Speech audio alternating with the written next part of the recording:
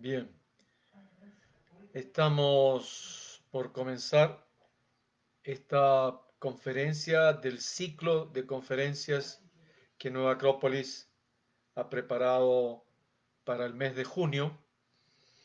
El tema en esta oportunidad es el ser humano ético como una hipótesis, tal vez para muchos, pero eso es un poco la idea, plantearlo para que entre como una reflexión. Eh, bueno, se suma Elvira de Chile.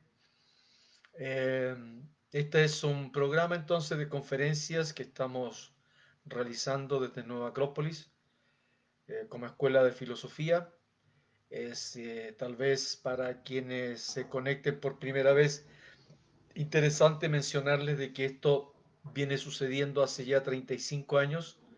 Nueva Acrópolis no ha dejado de dar conferencias durante 35 años, todas las semanas, sobre diversos tópicos relacionados a la filosofía y al humanismo en general, abordándolo desde distintos ángulos, como una forma de acercamiento, generando un espacio de reflexión, de compartir, de preguntas, de acotaciones, porque esa es la modalidad de nuestras conferencias.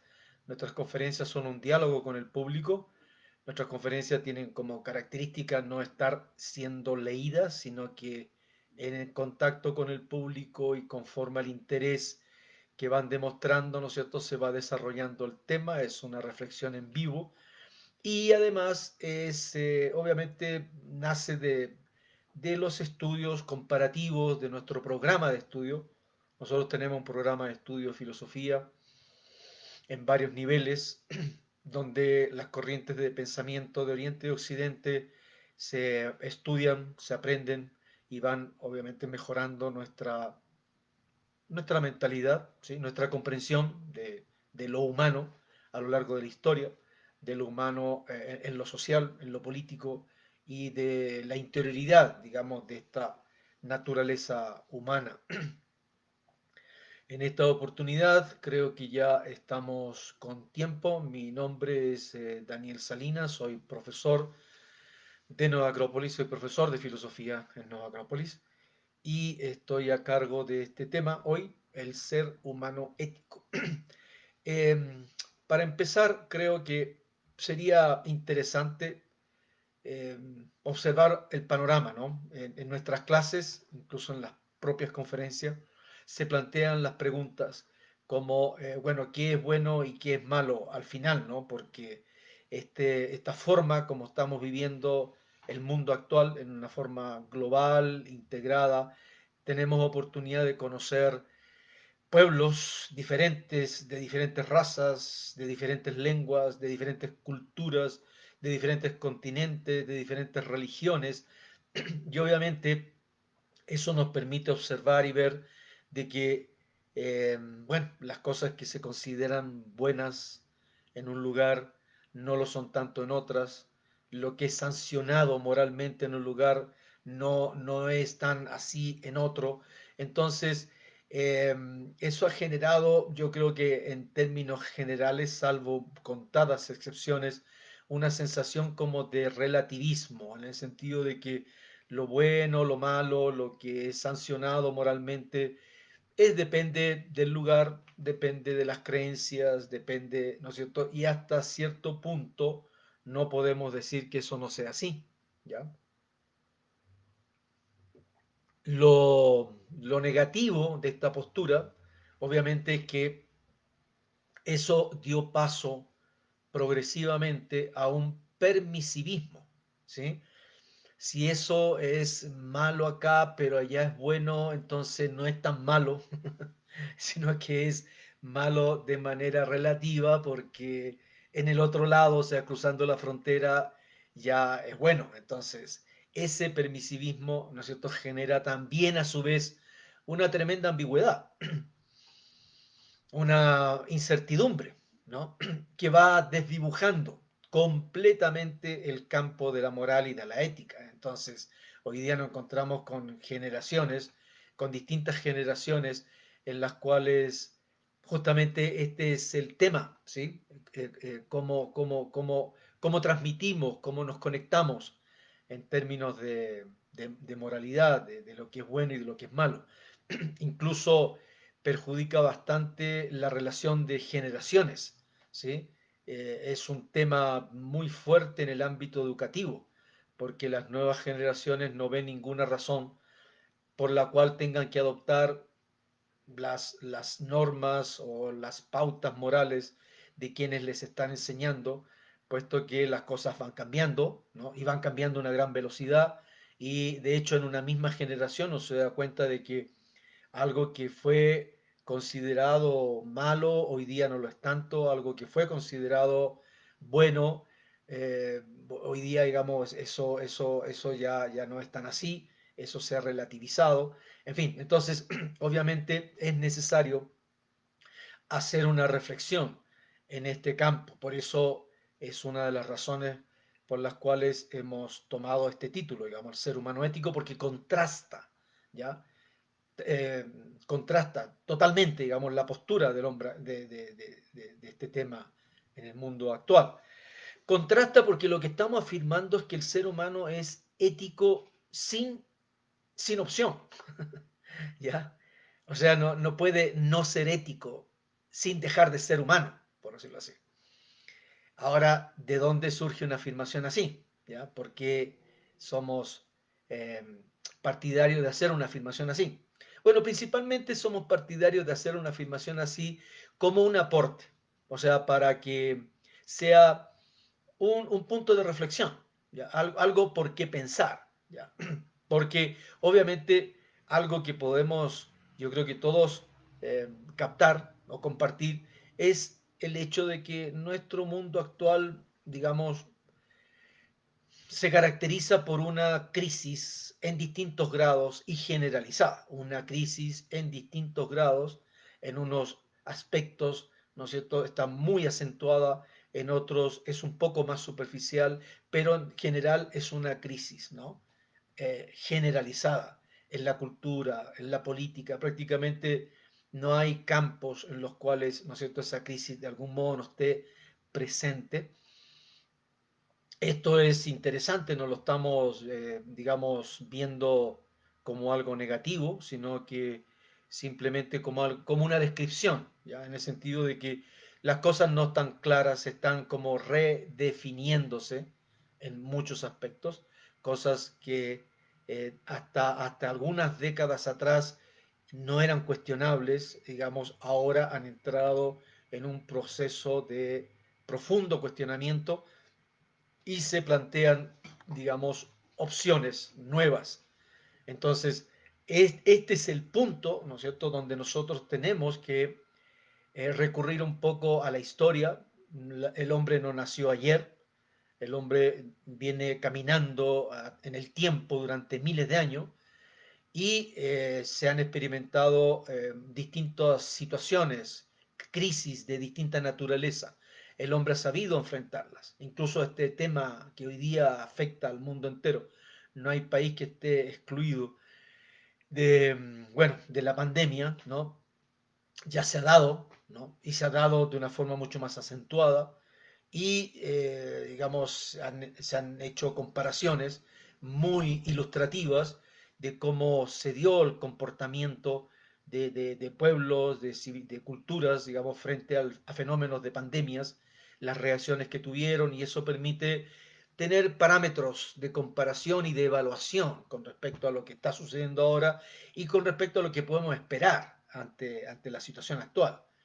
Desde ese punto de vista, entonces, eh, ir a la historia para hurgar, digamos, respuestas o cierta claridad con respecto a, al ser humano y con respecto a la ética en el ser humano y a la moral en el ser humano, puede resultar tremendamente clarificador, tremendamente enriquecedor. Es el caso, ¿no es cierto?, del tema, ¿ya? El ser humano ético. ¿Por qué lo planteamos de esa forma? Porque si nosotros comparamos la situación del mundo actual, ¿ya?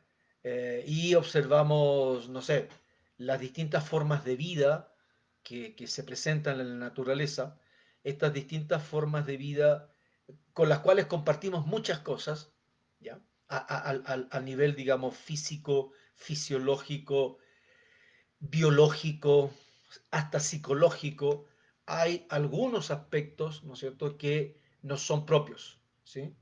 O sea, son únicos en el ser humano. No se comparten con las otras formas de vida que podemos conocer en los ecosistemas. Y una de esas cosas que nos hace único es la naturaleza moral. El ser humano es moral. Es más, podríamos decir que es el único ser moral que conocemos, ¿ya? Eh, en la naturaleza. Entonces, y esto va muy ligado a la naturaleza humana, en el sentido de que si nosotros abandonásemos esa peculiaridad, esa condición que nos hace único, ¿no es cierto?, que es el ámbito moral, perdemos, en buena parte perdemos nuestra condición humana, ¿sí? Ahora, ¿por qué? Porque somos la única forma de vida moral que conocemos. Porque tenemos opciones. O sea, el ser humano puede elegir, ¿sí? Y de hecho está siempre eligiendo. Eso no sucede, digamos, en el árbol, en el animal, en la dimensión, ¿no? Nada aquí es blanco o negro, ¿sí? Pero en la dimensión, en el grado, como se da los niveles de elección en el ser humano, son únicos. De hecho, acá estamos reunidos un grupo de personas porque hemos decidido, pues podemos perfectamente haber estado en otro lugar, podríamos haber tenido otro tipo de actividad, a pesar del confinamiento. En algunos lugares, obviamente, no se puede salir, a esta hora no pueden salir de la casa, pero aún en este espacio reducido hay muchas cosas que podríamos hacer y hemos decidido estar conectados, digamos, alrededor de un tema como es el ser humano ético. Entonces siempre estamos decidiendo. Y obviamente al decidir surge inmediatamente el tema de responsabilidad. Si estamos tomando una decisión, somos responsables de esa decisión, ¿sí?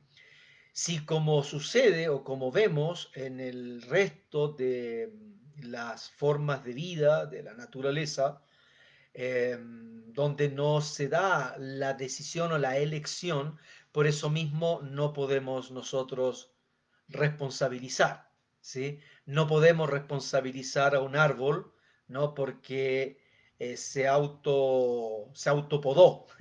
Hay árboles, ¿no es cierto?, que se autopodan en el sentido que llegado a un punto, la rama se debilita, se seca y se cae, ¿no?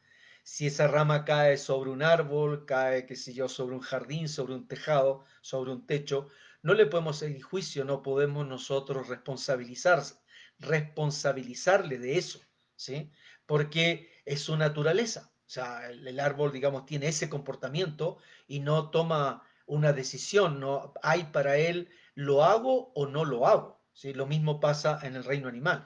En el ser humano se da constantemente, lo hago o no lo hago. Y al momento que decide una o lo otro, surge la responsabilidad, ¿sí? Si esos actos, si esos pensamientos han tenido consecuencias, obviamente esas consecuencias no pueden ir a parar, ¿no? En otra dirección que no sea la de quien generó la acción que dio nacimiento a esas consecuencias. O sea, en otras palabras, tal como lo plantean algunas filosofías de Oriente, todas las acciones tienen consecuencias. Y aquí es tal vez donde se produce la confusión, ¿sí? Para nosotros como seres humanos. Porque, claro, en el mundo físico nosotros podemos ver casi en forma inmediata las consecuencias de las acciones. Hay acción y reacción, ¿ya? Y podemos incluso medir con exactitud, ¿no?, la reacción que acompaña a la acción.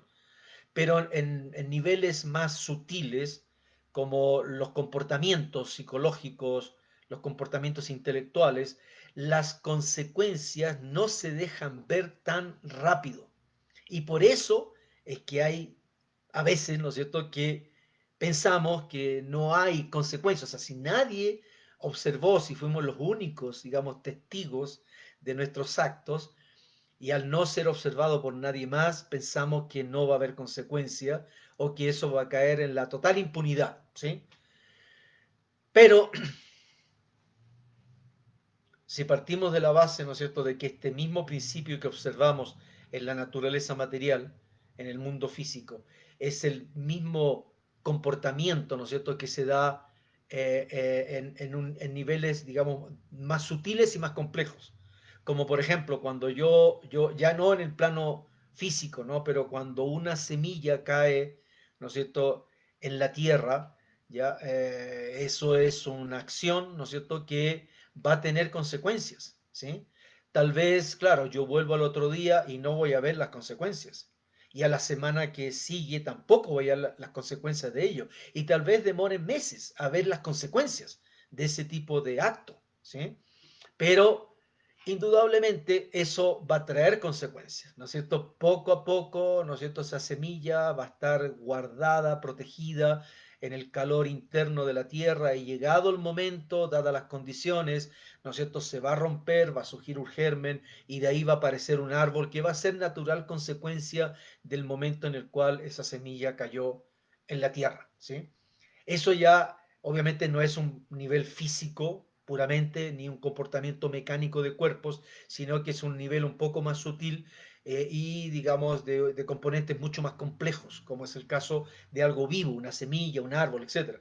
Pero cuando vamos a niveles también más sutiles y más complejos, como el mundo psíquico, el mundo intelectual, el comportamiento no es diferente conforme nos transmiten algunas escuelas de filosofía, de Oriente como de Occidente. Entonces, dentro de eso, ¿ya?, siendo ya ese ya el campo propio en el cual se mueve el ser humano, porque nosotros tenemos, claro, tenemos un cuerpo físico, tenemos una estructura física, también tenemos una vitalidad, pero también nos movemos en un mundo psíquico de emociones, de sentimientos, sensaciones, etcétera, y un mundo intelectual, hay ideas, hay pensamientos, razonamientos, en fin, ¿no? Entonces, obviamente, esto que vemos en el ejemplo de la semilla, ¿no es cierto?, también se da en estos otros dimensiones o niveles en los cuales el ser humano también tiene un comportamiento. El ser humano tiene un comportamiento en lo intelectual, tiene un comportamiento en lo psicológico, donde se producen acciones que, como en el ejemplo de la semilla, traerán consecuencias, ¿sí? Consecuencias, algunos casos muy próximas y en algunos casos consecuencias que van a tomarse mucho tiempo en mostrarse. Entonces, eso a veces es lo que hace pensar al ser humano, ¿no?, de que pueden haber actos en la total impunidad, pueden haber actos sin consecuencias. Pero en las filosofías, ¿no es cierto?, donde se ha hecho una reflexión más profunda de la vida, de la naturaleza, particularmente del ser humano, se ha podido comprender, ¿no es cierto?, de que la realidad, obviamente, de la cual el ser humano es parte, ¿no es cierto?, tiene este comportamiento porque se observa un principio de armonía, un principio de equilibrio, una justicia, digamos, primera, ya que está presente en todos los aspectos de la vida, del mundo, de la naturaleza. De modo que si hubiesen actos que quedasen en la total impunidad, actos que no generaran consecuencias, entonces el ser humano se encontraría en un mundo, ¿no es cierto?, donde no existe la justicia, un mundo injusto, ¿sí? Y eso, el ser humano, yo diría que, eh, digamos, estamos hablando, digamos, de los seres humanos de mayor conciencia, ¿no? Los seres humanos que se dedicaron a una observación profunda, eh, a una reflexión, ¿no? Digamos, no solo de sí mismos, sino que también de otros seres humanos, de algún modo observaron de que no es así. El mundo no es sino inteligente, ¿sí? Y donde las cosas se dan conforme a principios y conforme a un orden. de modo que no hay un solo acto, por sutil que sea, digamos, sutil a nivel del pensamiento, ¿no es cierto?, que no genere tarde o temprano consecuencias, ¿ya? Desde ahí entonces que surge el campo de la moral, o sea, de ahí es que el hombre obviamente se pregunte con mucha naturalidad, ¿no es cierto?, si lo que hizo está bien. Está bien, si lo que hizo está bien en el sentido de que rendirá, ¿no es cierto?, los frutos que espera, ¿sí? O al final, ¿no es cierto?, como dice el dicho popular, ¿no es cierto?, el tiro le sale por la culata, las cosas salen al revés, ¿ya? Se pregunta, ¿no?, si lo que hizo es correcto en el sentido, digamos, de que sí va a producir los efectos esperados, o si lo que hizo, ¿no es cierto?, es algo bueno para él y algo bueno para los demás. Está siempre presente esa reflexión, ¿no? Porque se asume desde un inicio, ¿no es cierto?, se asume que va a haber una consecuencia, ¿no? Y que tarde o temprano tendremos que confrontar, ¿ya? Entonces, en ese cuestionamiento, en ese campo interno, ¿no?, de nuestra conciencia, se va produciendo el hecho moral, ¿sí? En el sentido de que, digamos, nosotros en la pregunta de si hay consecuencias y de qué naturaleza son las consecuencias, nosotros al final terminamos descubriendo, porque la naturaleza nos va mostrando su comportamiento al respecto, vamos descubriendo de que las consecuencias, digamos, se pueden prever, en el sentido de que las consecuencias siempre serán de la misma naturaleza que las acciones que la engendraron. O sea, no es, no, de no ser así, obviamente, otra vez volveríamos, ¿no es cierto?, a un mundo en completa ambigüedad, donde la incertidumbre generaría una angustia, digamos, insoportable para el ser humano, ¿ya? Pero observando que la naturaleza tiene ese comportamiento, digo, por ejemplo, si yo estoy cosechando peras, ¿no? No es porque sembré manzanas, ¿ya? Si estoy cosechando peras, obviamente no es porque sembré manzanas, sino porque obviamente lo que puse como semilla bajo la tierra fue un peral. Entonces, cuando yo voy viendo, ¿no es cierto?, esa lógica natural, ese orden, digamos, natural que me permite, obviamente, prever y determinar, ¿no es cierto?, lo que espero. O sea, digo, yo quiero manzanas, no voy a buscar semillas de un peral, voy a buscar semillas de un manzano, ¿sí? Porque eso es lo que entiendo, ¿no es cierto?, como acción y las consecuencias lógicas, ¿no es cierto?, que unen y ligan las acciones con las consecuencias. Entonces, cuando voy observando que la naturaleza tiene ese comportamiento, ¿ya?, que es un comportamiento inteligente, ordenado, el ser humano siempre ha pensado, ¿no es cierto?, de que esa es la manera más inteligente también de comportarse. O sea, ese orden que vemos en la naturaleza, somos parte de ese orden. Entonces, es lógico también que nosotros tengamos un comportamiento, ¿no es cierto?, que vaya a la par de ese proceso, ¿sí? Entonces, ahí ya hay como ciertas pautas, ¿sí? O sea, si uno dice, bueno, ¿qué consecuencias traerá lo que voy a hacer? ¿Qué consecuencias traerá lo que estoy haciendo, etcétera? Obviamente la respuesta, una respuesta que puede no ser tan clara, pero que sí es muy definitiva, es que las consecuencias siempre serán de la naturaleza de las acciones, ¿no?, que le engendraron, ¿ya? Pero aquí se presentan otros problemas que son propiamente humanos. Hay problemas propiamente humanos en toda esta cuestión, que son, digo propiamente humanos porque son cuestionamientos nuestros. ¿Ya? Todos los seres humanos en un punto nos preguntamos esto. O sea, yo estoy haciendo algo, ¿no es cierto?, que está bien visto, estoy haciendo algo, ¿no es cierto?, que los demás, ¿no es cierto?, lo van a aplaudir, pero hay un campo, ¿no es cierto?, que no se ve, que no se va a ver, ¿ya?, que es la intención con la que lo estoy haciendo, ¿sí? Entonces, yo puedo ver, ¿no es cierto?, de que no es tan simple el tema, como el caso de la semilla de manzana, el manzano y la manzana, ¿sí? Porque nuestro mundo, obviamente, está conformado por un mundo interno invisible, para los demás y un mundo externo, visible y evidente para todos los que nos rodean, ¿sí? Entonces, ahí viene un poco los dos campos en los cuales también aparece esta problemática, ya que son los actos vistos, ¿no? Los actos que se hacen evidentes, que son medibles, por decirlo así, y las intenciones con las cuales fueron hechas, ya que ahí ya se requiere, yo diría, como mayor profundidad, o sea, penetrar, ¿no es cierto?, en las razones o en los motivos, ¿no?, que acompañaron esas acciones, ya no es tan fácil, ¿sí? Para el común de la gente, digamos, hay personas, ¿no es cierto?, que pueden ver en los pequeños detalles, ¿no?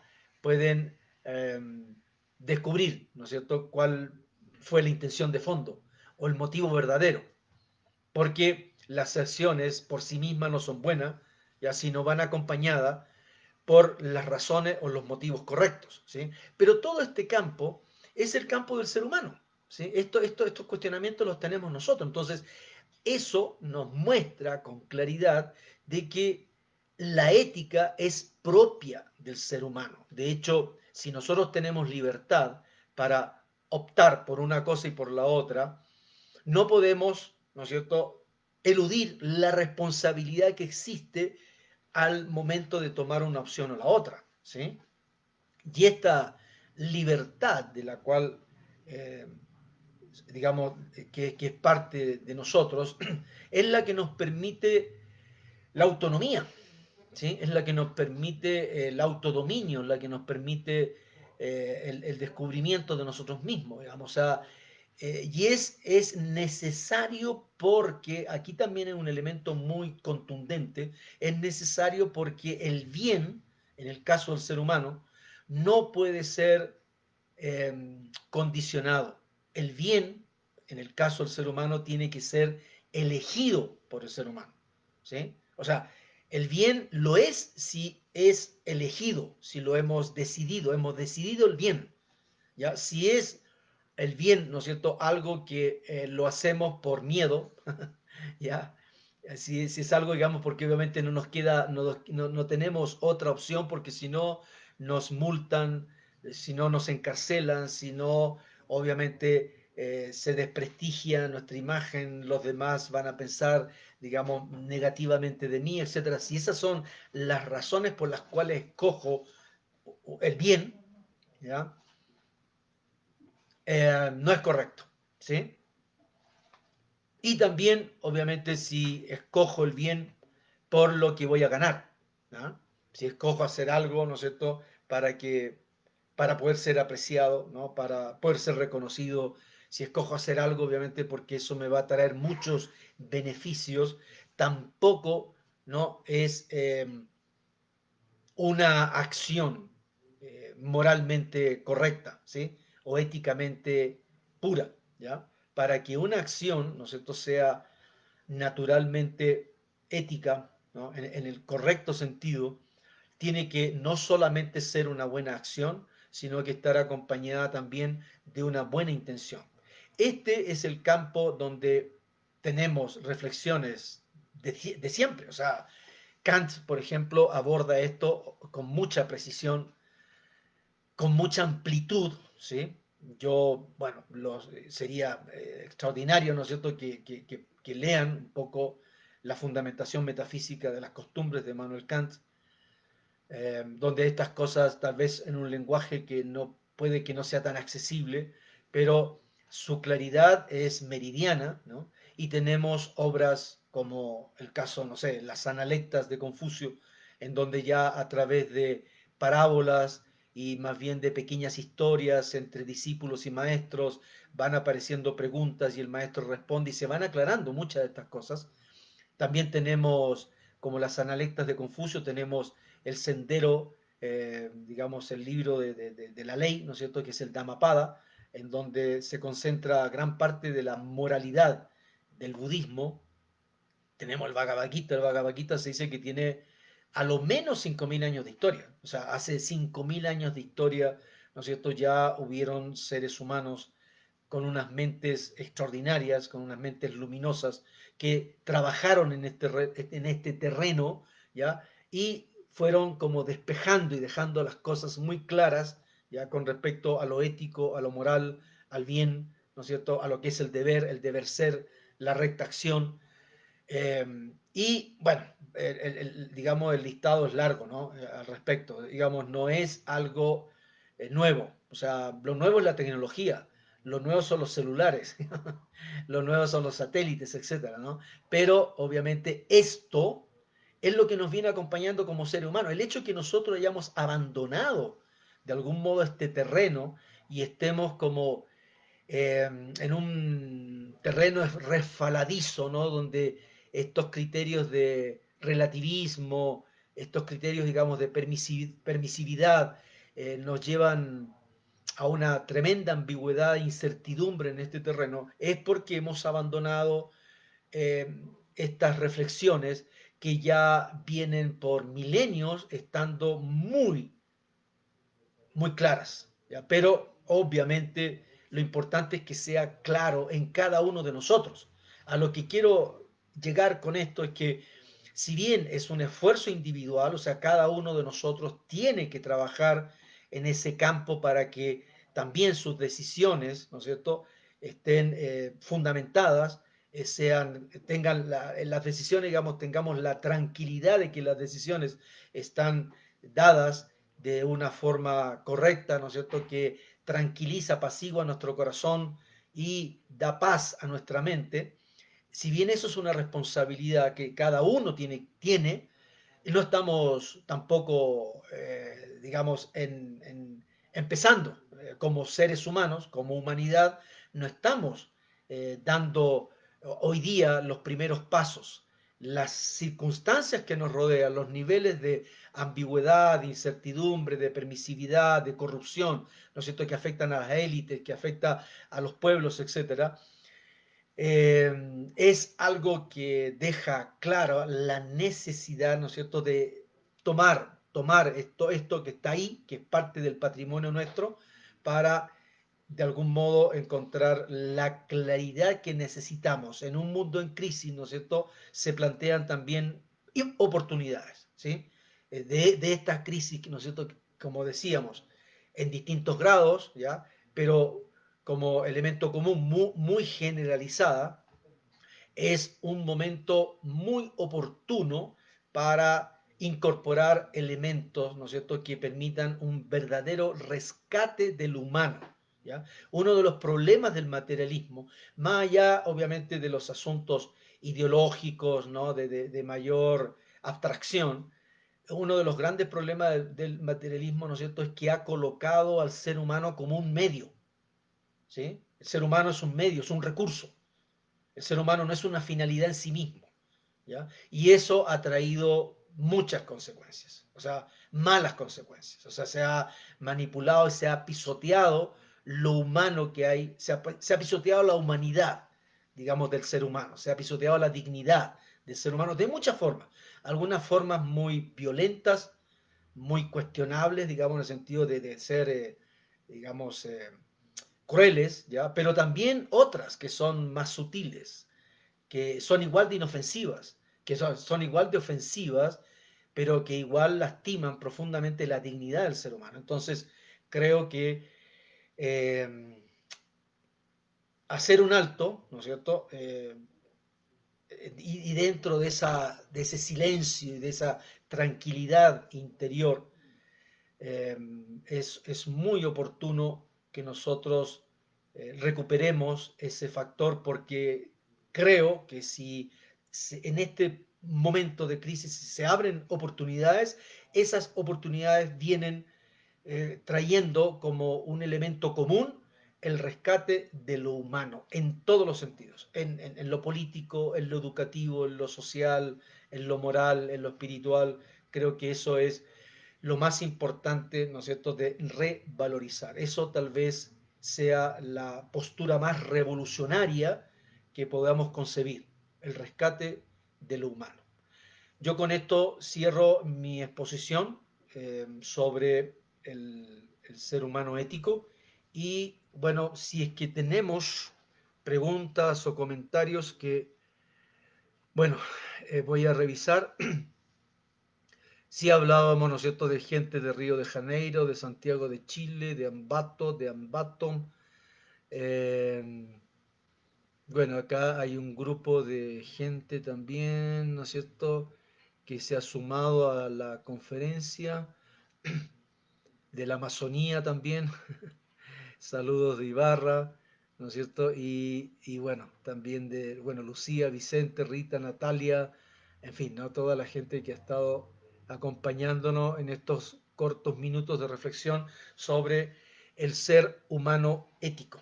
En Nueva Acrópolis tenemos, como les dije en un comienzo, un programa de estudio y uno de los temas importantes de esto es la ética. También tenemos gente de Miami, la parte ética, la parte filosofía moral y siempre apuntamos, ¿no es cierto?, a tratar de salir un poco de este relativismo, ¿no? Una de las cosas tal vez muy interesantes y fuertes, ¿no es cierto?, que hay en estos temas, en estas materias del programa de estudio, es el planteamiento de que existe una ética atemporal, ¿sí? Que sí hay una ética atemporal que se puede evidenciar, o sea, no es una afirmación así que sale, digamos, ¿no es cierto?, de la nada, ¿no? No, es una, a través del estudio comparativo, ¿no es cierto?, se va quedando una evidencia incuestionable de que hay una ética atemporal que estuvo presente, que acompañó al ser humano en sus mejores momentos civilizatorios, tanto en Oriente como Occidente. Entonces, desde ese punto de vista es un contraste muy interesante que puede dar una gran claridad para nuestro comportamiento en un momento en crisis, ¿sí? Bueno, con eso entonces llegamos al final de nuestra conferencia. Ha sido un gusto compartir con ustedes en esta noche, el día jueves, los días martes y jueves. Nosotros estamos manteniendo un programa de charlas, de conferencias a partir de las 7 de la noche con profesores de Nueva Acrópolis de distintas ciudades. Digamos, Nueva Acrópolis está en Guayaquil, está en Puerto Viejo, en Ibarra, en Milagro, en Santo Domingo, en Ambato, en El Puyo, en Milagro, en Quito, obviamente. Entonces, profesores nuestros de cualquiera de estos puntos están aportando con estos espacios de reflexión filosófica. Muy buenas noches.